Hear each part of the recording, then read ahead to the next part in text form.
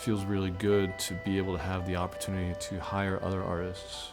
We're building community here and sharing our resources and sharing our knowledge, and the Crucible does that in a similar way.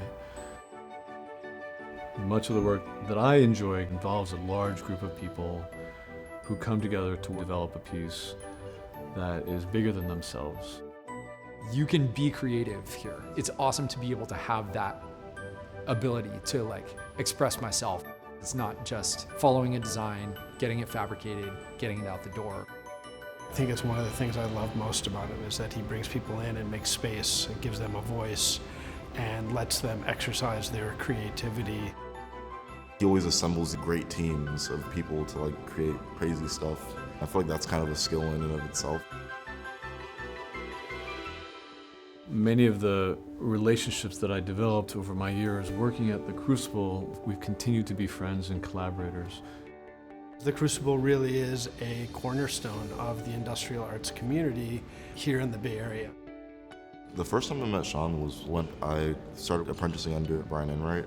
Brian got hired onto a project with Sean and brought me onto that project with him. A lot of the people who came up through the Crucible work there as well. I feel like the Crucible is like the draft picks or something.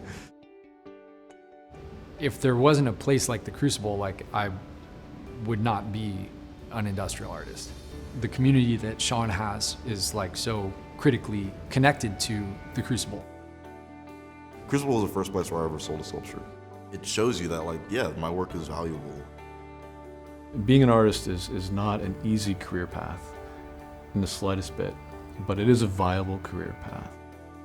The Crucible started me on my path because I had found my community. It opened up so many doors for me. I wouldn't have met Brian if I wasn't taking classes at the Crucible. I wouldn't have met Sean if I didn't meet Brian. If you want to accomplish something, you have to know people who know things, because one person can't accomplish it all.